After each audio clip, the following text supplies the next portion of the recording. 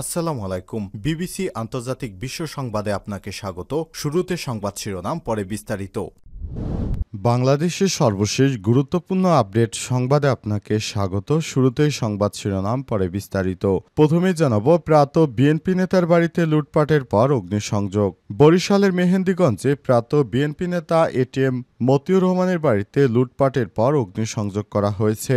এই ঘটনার পর এলাকায় চাঞ্চল্যকর পরিস্থিতি বিরাজ করছে। আজ উপজেলার ৬ নং বিদ্যানন্দপুর ইউনিয়নের ৯ নং ওয়ার্ডে এই ঘটনা ঘটে। এরপর জানাবো, জুলাই সনদে কিছু অসামঞ্জস্য লক্ষ্য করেছে বিএনপি দলীয় ফোরামে।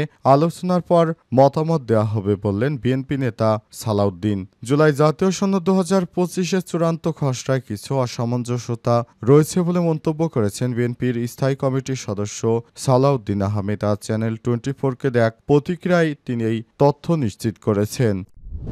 এদিকে রাজধানীর ধানমন্ডি ৩২ থেকে আটক রিকশা চালক হত্যা মামলার আসামি নয় বলছে ডিএমপি। ধানমন্ডি ৩২ থেকে আটক হওয়া মোহাম্মদ আজিজুর রহমান ২৭ নামের এক রিকশা চালককে নিয়ে সামাজিক যোগাযোগ মাধ্যম সহ বিভিন্ন জায়গায় অপতথ্য ছড়ানো হচ্ছে। তাকে নাকি হত্যা মামলার আসামি করা হয়েছে, কিন্তু পুলিশ জানিয়েছে তাকে হত্যা মামলার আসামি করা হয়নি, তাকে এমনিতেই আটক রাখা হয়েছে। এদিকে দেলোয়ার হোসেন সাঈদীর রায়ে মিষ্টি বিতরণকারী আওয়ামী লীগ নেতাকে মিষ্টি খাইয়ে গণপিটুনি। জামাত নেতা দেলোয়ার হোসেন সাঈদীর ফাঁসি রায় ঘোষণার পর পিরোজপুরের ইন্দুরকান্দিতে আনন্দ মিছিল ও মিষ্টি বিতরণ করা এক আওয়ামী লীগ নেতাকে গণপিটুনি দিয়ে পুলিশে সোপর্দ করেছে স্থানীয় জনতা। এদিকে জুলাই সনদেই নির্বাচন চায় জামাত, এনসিপি। ভিন্ন অবস্থানে বিএনপি। রাজনৈতিক দলগুলোর কয়েক দফায় আলোচনার পর শেষ পর্যন্ত জুলাই সনদের খসড়া প্রস্তুত করে তাদের কাছে পাঠিয়েছে জাতীয় ঐক্যমত্য কমিশন। দলগুলোর মতামত নিয়ে আগামী সেপ্টেম্বরের প্রথম সপ্তাহের মধ্যে জুলাই সনদ ঘোষণার কথা বলছে কমিশন। এবং সর্বশেষ জানাবো, আসামের নতুন লাইসেন্স নীতির অনুমোদন। বাংলাদেশ সীমান্তবর্তী এলাকায় আগ্নেয়াস্ত্র রাখতে পারবেন ভারতীয়রা। আসামে বাংলাদেশি সীমান্তবর্তী এলাকায় চাইলে আগ্নেয়াস্ত্র রাখতে পারবেন সেখানকার সাধারণ ভারতীয়রা। এ সংক্রান্ত লাইসেন্সের নীতি অনুমোদন করেছে আসামের ভারতীয় জনতা পার্টির নেতৃত্বাধীন সরকার। অরক্ষিত বা প্রত্যন্ত অঞ্চলে বসবাসরত নাগরিকদের আত্মরক্ষার জন্য নতুন এই অবস্থার অনুমোদন দেওয়া হয়েছে। প্রিয় দর্শক, এতক্ষণ শুনছিলেন সংবাদ শিরোনাম, এবারে বিস্তারিত।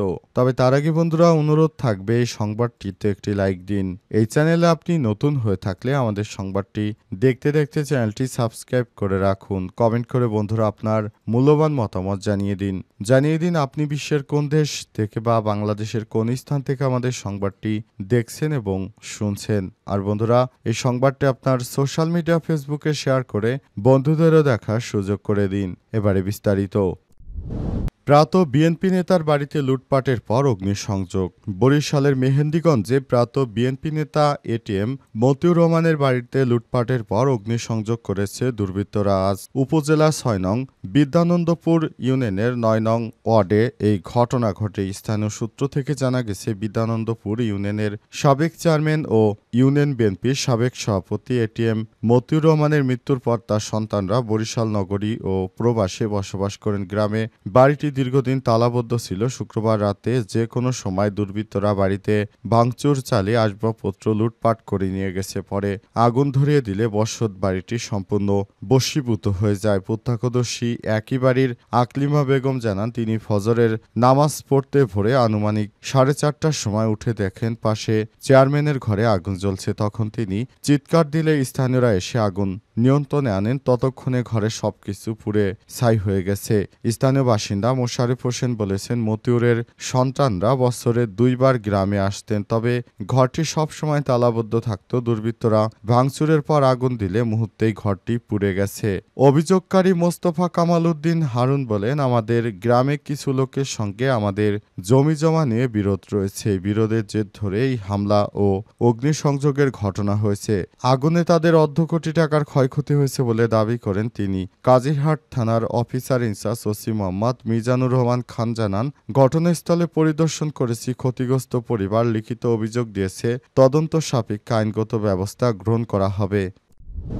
জুলাই সনদে কিছু অসামঞ্জস্যতা রয়েছে, দলীয় ফোরামে আলোচনার পর মতামত দেবে বিএনপি, বললেন সালাউদ্দিন। জুলাই জাতীয় সনদ 2025-এর চূড়ান্ত খসড়ায় কিছু অসামঞ্জস্যতা রয়েছে বলে মন্তব্য করেছেন বিএনপির স্থায়ী কমিটির সদস্য সালাউদ্দিন আহমেদ। আজ চ্যানেল 24-কে এক প্রতিক্রিয়ায় তিনি এই কথা জানান। সালাউদ্দিন আহমেদ বলেছেন, দলীয় ফোরামে জুলাই সনদের চূড়ান্ত খসড়া পর্যালোচনা করে এরপর বিএনপি আনুষ্ঠানিক মতামত জানাবে। প্রসঙ্গত, শনিবার 17 অক্টোবর 17 আগস্ট মতামতের জন্য জুলাই সনদের খসড়া বিএনপি সহ বিভিন্ন রাজনৈতিক দলের কাছে পাঠানো হয়েছে। এর আগে 8 আগস্ট শীঘ্রই জুলাই সনদের পূর্ণাঙ্গ খসড়া রাজনৈতিক দলের কাছে পাঠানো হবে বলে জানিয়েছিলেন জাতীয় ঐক্যমত্য কমিশনের সহসভাপতি আলী রিয়াজ। জুলাই জাতীয় সনদ বাস্তবায়নের অঙ্গীকারনামাসমূহ জনগণের অধিকার ফিরে পায় এবং গণতন্ত্র পুনঃপ্রতিষ্ঠার সুদীর্ঘ আন্দোলন সংগ্রামের ধারাবাহিকতায় 2024 সালের জুলাই আগস্টে গণ অভ্যুত্থানে হাজারো মানুষের জীবন ও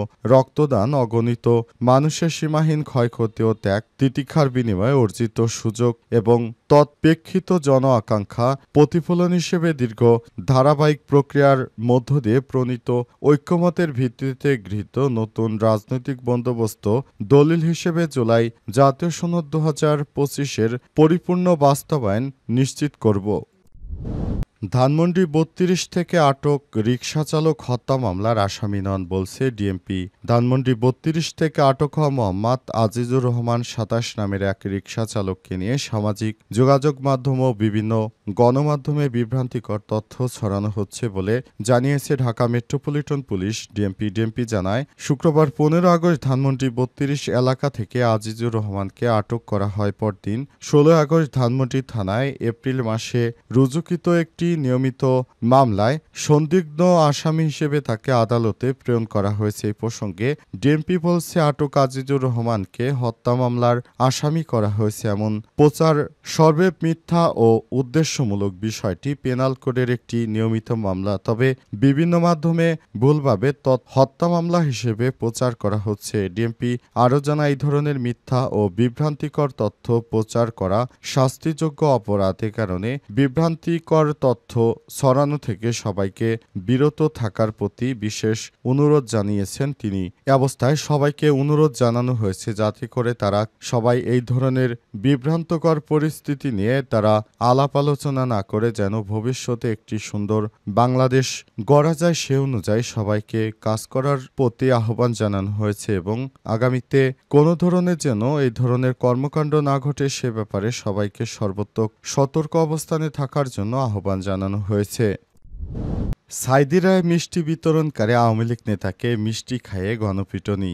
জামাত নেতা দেলোয়ার হোসেন সাঈদীর ফাঁসি রায় ঘোষণার পর পিরোজপুরে ইন্দুরকান্দিতে আনন্দ মিছিল মিষ্টি বিতরণ করা এক আওয়ামী লীগ নেতাকে গণপিটুনি দিয়ে পুলিশে সোপর্দ করেছে স্থানীয় জনতা। আজ রাত 9টার দিকে উপজেলার ঘোষেরহাট বাজার এলাকা থেকে তাকে আটক করা হয়। 17 আগস্ট ইন্দুরকানী থানার ভারপ্রাপ্ত কর্মকর্তা ওসি মোহাম্মদ মারুফ হোসেন এই তথ্য নিশ্চিত করেছেন। স্থানীয়রা জানায়, 2013 সালের 28 ফেব্রুয়ারি দেলোয়ার হোসেন সাঈদীর বিরুদ্ধে যুদ্ধ অপরাধের মামলায় ফাঁসি রায় ঘোষণার পর বালিপাড়া ইউনিয়ন আওয়ামী লীগের সাংগঠনিক সম্পাদক হিরণ এলাকায় প্রকাশ্যে আনন্দ উল্লাস করে মিষ্টি বিতরণ করছিলেন। এরপর থেকে হিরণ দীর্ঘদিন আত্মগোপনে থাকলেও গতরাতে ঘোষেরহাট বাজার এলাকায় তাকে স্থানীয় জনতা দেখতে পেয়ে তাকে আটক করে মারধর দেয়। প্রথমে তারা হিরণকে মিষ্টি খাওয়ায়, পরে গণপিটুনি দেয়। খবর পেয়ে পুলিশ ঘটনাস্থলে পৌঁছে তাকে উদ্ধার করে থানায় নিয়ে যায়। ওসি মোহাম্মদ মারুফ হোসেন বলেন, হিরণ বালিপাড়া ইউনিয়ন আওয়ামী লীগের সাংগঠনিক সম্পাদক। তাকে ঘোষেরহাট বাজার থেকে